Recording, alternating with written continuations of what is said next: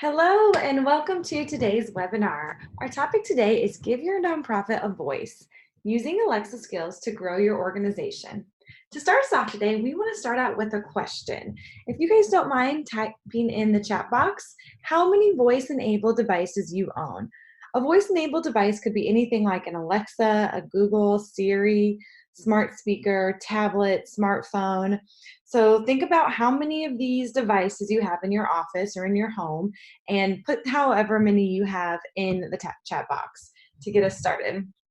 Today our speaker is Nathan Ho. He is filling in for Ian. Ian is out sick today with an illness, and so Nathan is going to be presenting on this today. Nathan has tons of experience doing voice-enabled devices and development behind that, and so we're really excited to learn from him. Excuse me. Also, a couple of notes for today. We are going to be recording this webinar, and so if you happen to miss it or miss a certain section of it or want to come back to it and review it later, no worries, we got you covered. We will send you a link in your email here later on today or tomorrow. And if you have any questions throughout the webinar, feel free to put those in either the chat box or in the Q&A section. And with that, I will go ahead and hand it over to Nathan. Thanks, Chelsea. Let me add my welcome to everybody today. It's great to have you here. And I'm very excited to be able to talk about how Amazon Echo and voice user interfaces can be used to improve your organization's position and to help you grow your ministry and your outreach. So without further ado, let's go ahead and jump in. The first thing I will note is if you have an Amazon Echo, I would recommend that you take a moment and push the mute button on the top of it. That way, if you're on the speaker, I won't be accidentally triggering your Amazon Echo when I give a few examples and talk about things. So I'll give you a moment to do that.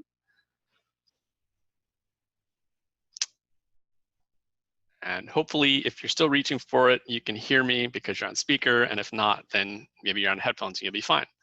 So the next thing I want to just talk about is an overview of what we will be covering this morning, or this afternoon, I guess, and just the high points. First, we're going to talk about why voice is such a big deal, why it's such an important thing now, why it matters to nonprofits and how it can benefit you, whether it's worth your time to add yet another thing to the list of things that you need to manage for your organization.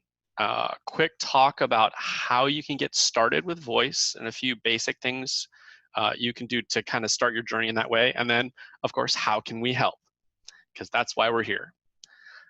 So first off, what's the big deal with voice? Does it really matter? Do we really need to pay attention, or is it just the new hot fad and we can, ignore it for now or for a long time? The answer is voice is very pervasive. The reasons that I say pervasive is it's in more places than you might think. For instance, we talked this morning already about the different speakers that are available. The Amazon Echo from Amazon, the Google Home from Google, Apple has Siri, Microsoft has Cortana, and they all come in different shapes and sizes. But what you also don't think about is there are a lot of smart TVs, other smart speakers like from Bose. There are tablets. Every smartphone has this built in. So if you have a smartphone, you've got a voice user interface available to you and an assistant. A lot of cars, if you've purchased or rented a car in the last 5 or so years, odds are strong that it had a voice interface system built into it, either Google Home or, I'm sorry, not Google Home, Google Auto or Apple's car system. So voice is out there and it's only growing. Just to give you an idea, and the numbers and stuff we'll talk about today are focused mostly on the US. When you go internationally, it's a little bit different. Probably the biggest thing about international is that China is its own little pond that's separated from everything else. But again, mostly we'll talk about the US. In the US, The Amazon Echo is by far the most common device that Americans have, for those that have it. Right now, as of 2018, about 1 in 4 US adults had some type of smart speaker, whether it be a Google Home or an Amazon Echo or something similar. The numbers now in the middle of 2019 is much closer to 1 in 3. And that's just the smart speakers, not talking about mobile phones. If you want to talk about mobile phones, there are about 5 billion people in the world that have smartphones now. I'm sorry, that have a mobile phone, and about half of those, at least half of those, have smartphones. In the US, that translates to about more than 95% of people in the country have some type of cell phone, and most of those are now smartphones. So just the fact that people have those in their hands are a very important statistic to know as you try to reach your constituents with your message. By 2020, ComScore guesses that at least half of all searches performed will be done by voice. By that, it means when you want to talk to something, you're going to ask it something. So you'd be like, Alexa, what's today's weather? Or Alexa, where's the nearest gas station? Or hey, Google, how do I bake a cake? The other thing is Microsoft predicted that by 2020, in other words, next year, that 75% of households would have at least one smart speaker. These are big numbers. These are numbers that really do matter. These figures, I threw this on here because it's important to recognize that there are a lot of people that have these, and when they have them, they do make use of them. And by use them, we're talking specifically about voice input. So obviously people who have an Amazon Echo or a Google Home, if they have them, they use them by voice. But probably the biggest interesting figure here is that over 65% of people who have a smartphone interact with it by voice, not just by typing with their fingers, but actually talking to their phone to get it to do things. So voice, again, very pervasive, and it's growing. This is just a bit of further information about the impact that smart speakers in general, primarily the Google Home and the Amazon Echo, have on the United States in particular. Roughly 252 million people in the US. About 20% of those, as of 2018, had a smart speaker in their house. That number is actually close to 70 million now. So we're approaching 30%. So voice is everywhere. It's not going away, and it's definitely increasing. Like I mentioned, the fact that automobiles now have it. More and more cars are being released with it. If you've heard of the smart cars that are available, Tesla, for instance, I just saw a report on the news in the last couple of days of people taking photographs of Tesla drivers who were asleep at the wheel, and the car was doing such a good job of autopiloting them that they were moving along in traffic and not having an accident. That's illegal still, but the point is the smart devices are increasing, not decreasing. So the question is, why does voice matter for nonprofits? The big question, of course, is I have so many other things going on in my organization that I have to worry about. Do I really need to add something else? I mean, we need to have our content, our blogs, our email newsletters, our donor relations, all these things, our content strategy. We have to have this stuff. We need our online security. We need our website to be safe. We need to be interacting with social media and all the different possible avenues there. You might have an online store or collect online donations and need to have a strategy and be working that constantly and checking the numbers. The analytics. Most organizations collect analytics and barely have time to look at them because they have so many other things going on. These are all valuable things, but our contention is, yes, voice is that important. Just to take a look really quickly at history, and I'll explain why this is important. All the way back in 1971 was the very first email sent, and it was just a string of text. It wasn't important. But the point is that it was pretty groundbreaking. And then we had a whole bunch of different things up till the first iPhone was released in 2007, which was groundbreaking because people now had basically a computer in their hand that they carried everywhere. And then in 2015, 4 years ago, the first Amazon Echo was released, and the voice user input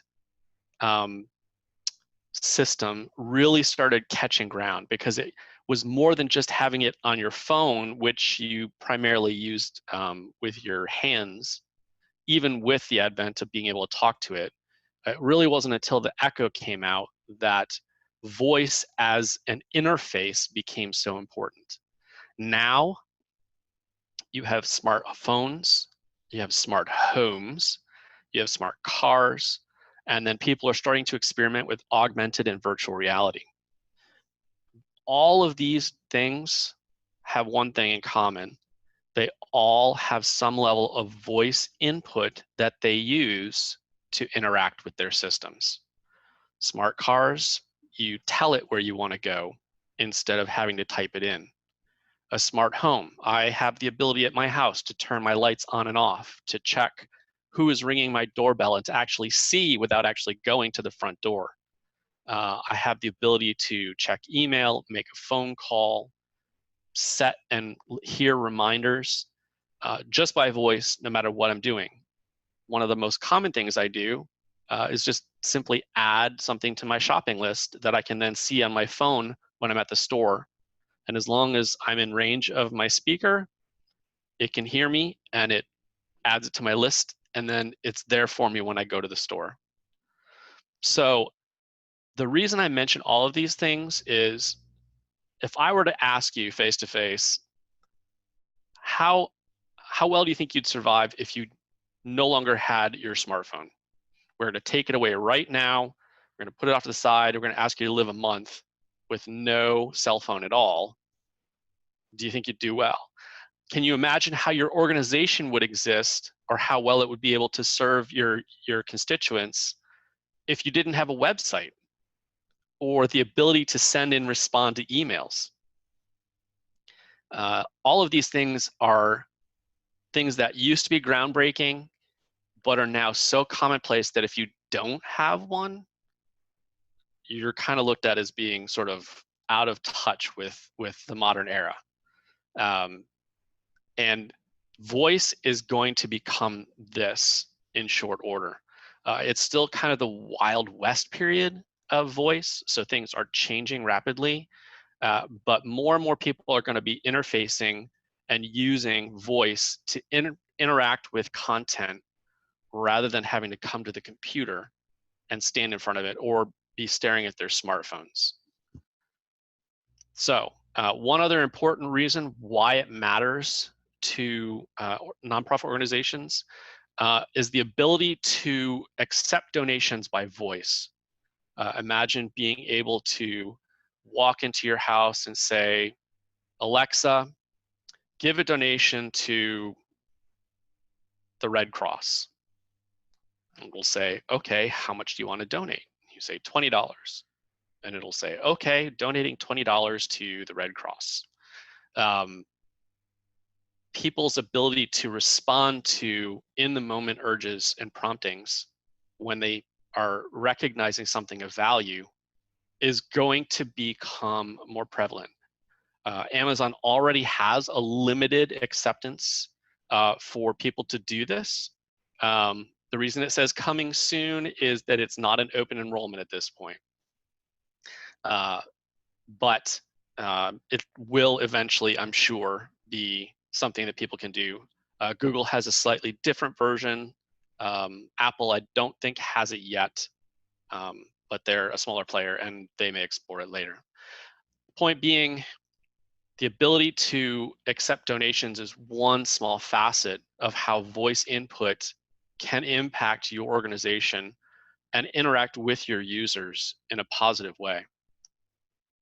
So how do you get started with voice? And then we've talked about really quickly a lot of these features and things.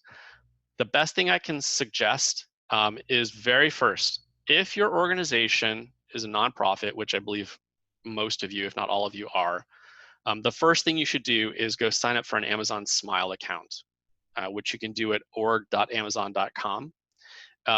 If your organization receives donations, then this is one of the best things you can do, because people can then use your organization, and every time they buy something through smile.amazon.com, you get a percentage of their purchase price automatically donated to you. And I believe it's 0.5% or 0.05%, something like that.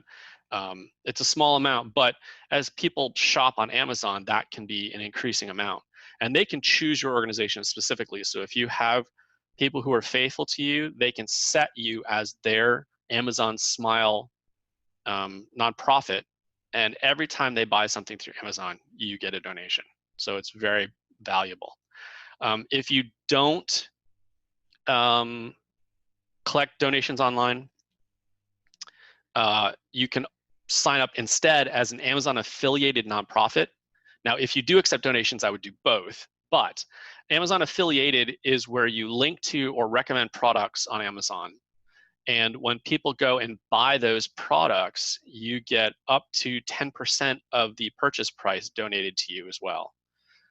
So that's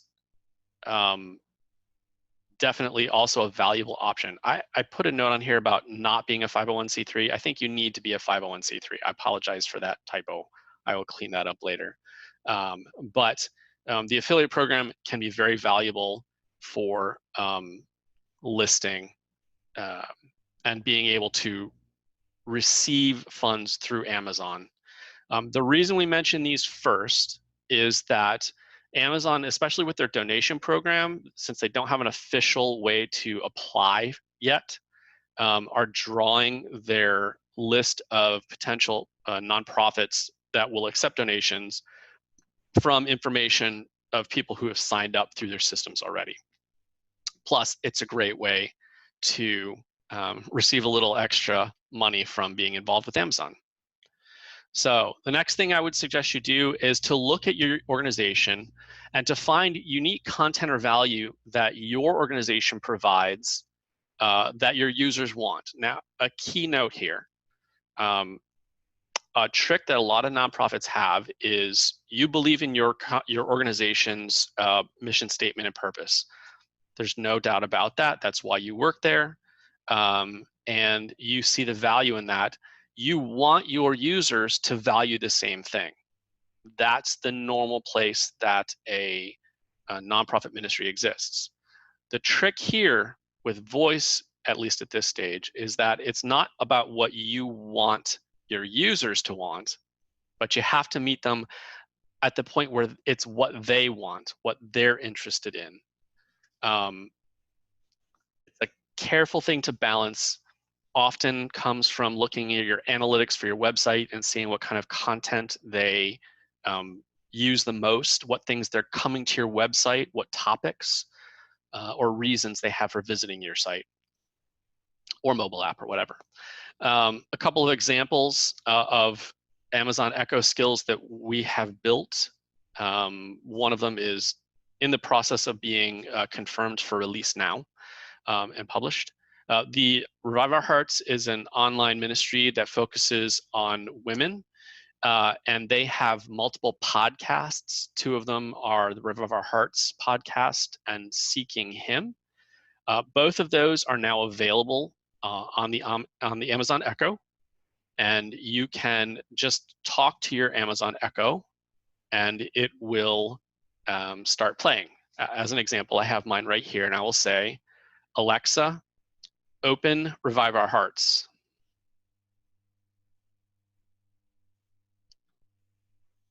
And sorry, this is not a valid command.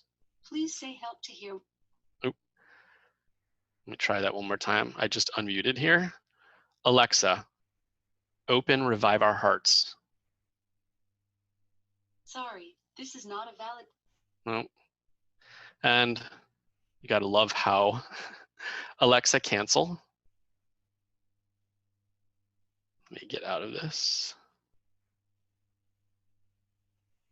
Okay, Alexa, open Revive Our Hearts. Sorry, this is not a valid All right. command. I am having trouble with my echo. It figures. Let me try one more time with a different one. Alexa, open Got Questions podcast. You were listening to What is the Story of the New Testament? Would you like to resume? No. To play the Got Questions podcast, say play. To browse through the podcast, say browse. View your. Alexa, cancel. So that's one example. It's a podcast, which is a regular audio recording or live stream that is played for people. They listen to it often via a mobile device or on their computer. You can hook your podcast up to the Amazon Echo so that people can listen to your podcast when they're at home, maybe working in the kitchen or working with their kids or just sitting around in the house without having to grab their computer or their smartphone. The second example we have here is a ministry called Got Questions.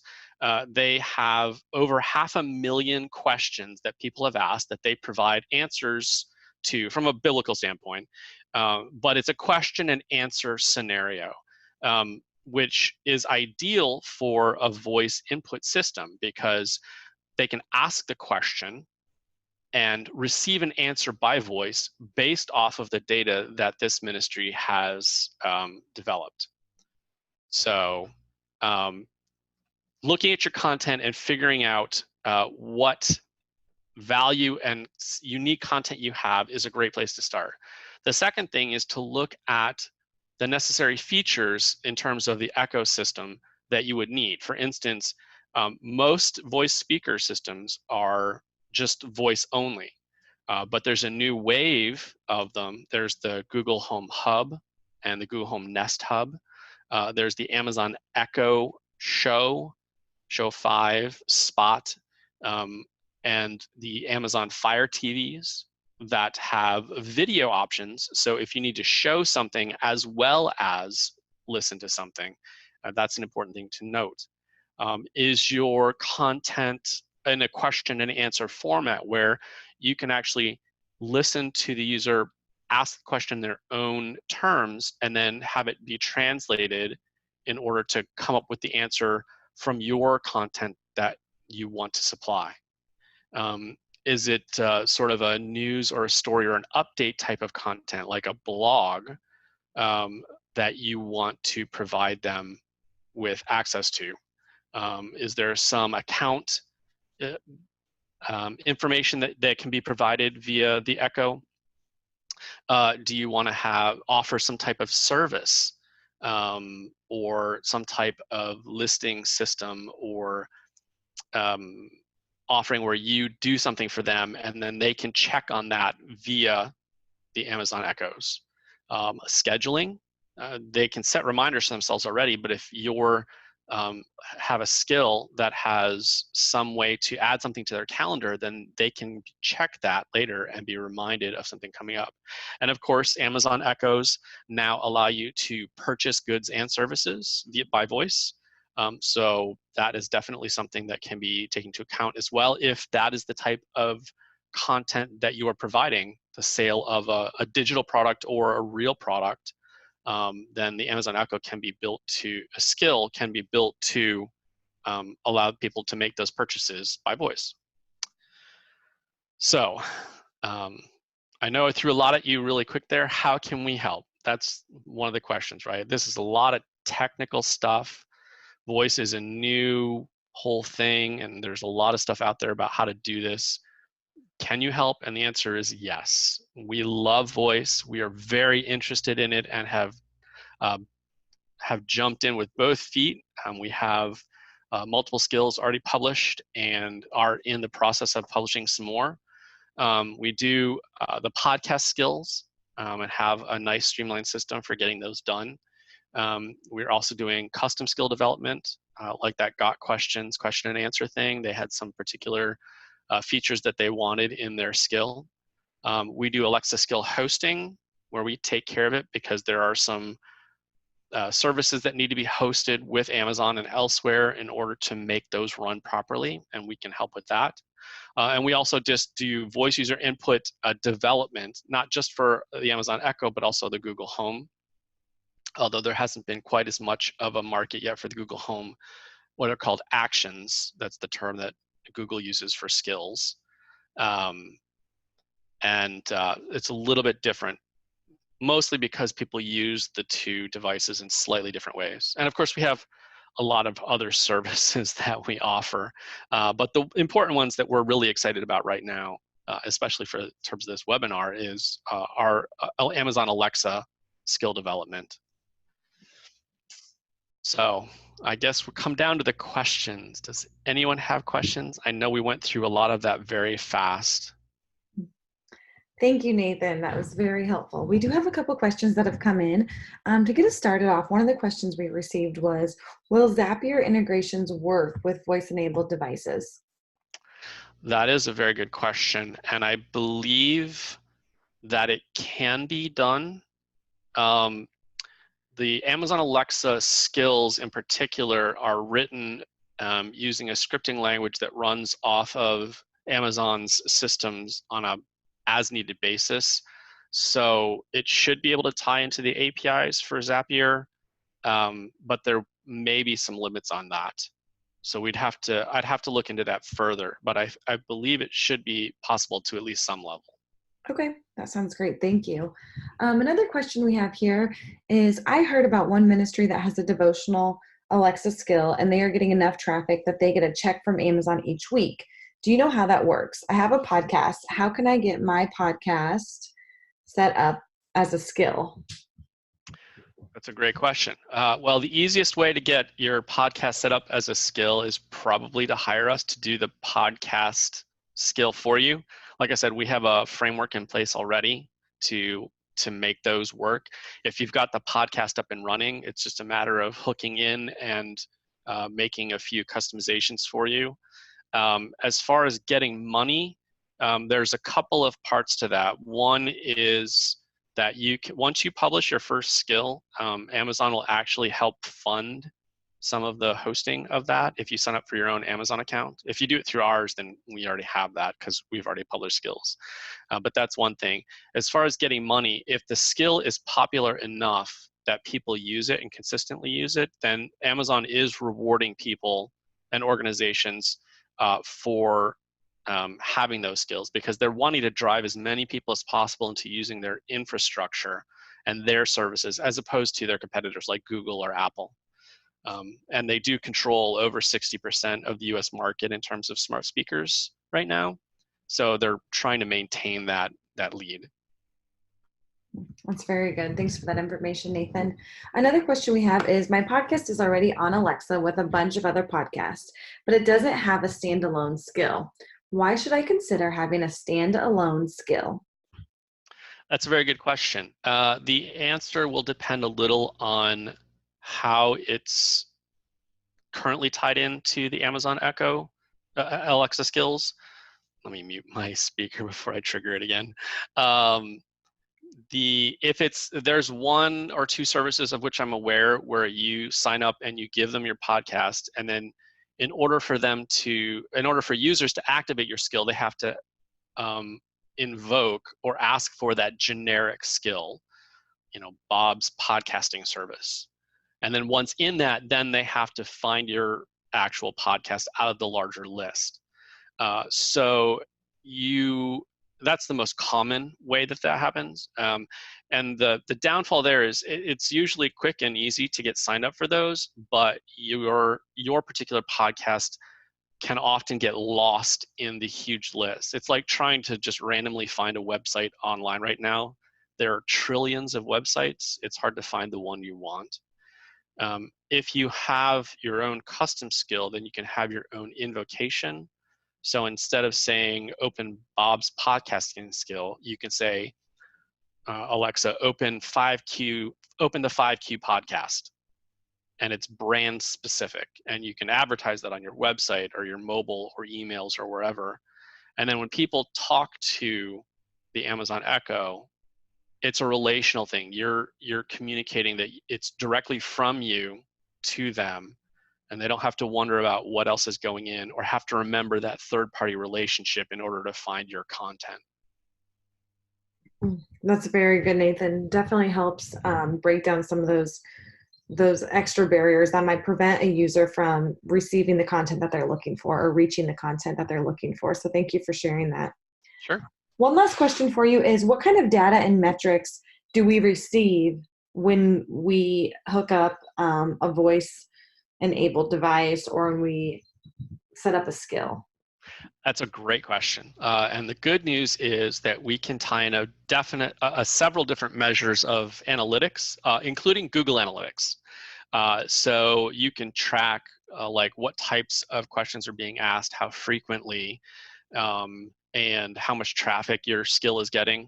And then of course, Amazon itself does track some of those statistics, and you can get reporting on that as well. Depending on what type of skill it is and what types of things it tries to do let me rephrase that. It depends on what kinds of things your skill does in terms of what types of analytics and tracking information you will get out of that.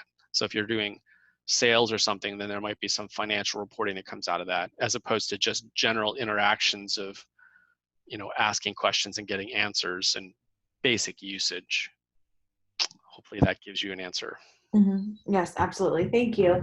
All right, Nathan, with that was our last question. If anybody else has any questions, feel free to drop us an email or reach out to us, but I'm going to hand it back over to Nathan to wrap it up. All right. Yep. I will just close it off with a couple of quick bits. If you're interested in further information about getting started with your own Alexa skill, please do go to our website and fill out our contact form. We'd be more than happy to discuss that with you further. I'm sure Ian especially would love to get involved. He is very sorry for not being here today. He was looking forward to this. So if you are interested, please do reach out and don't hesitate to let us know if you have any questions. And we do have another webinar coming up at the end of July, so we hope that you will come and join us then. All right, thank you very much. Everybody have a great day, and thank you again, Nathan, for presenting on this topic. You're very welcome. Goodbye. Bye.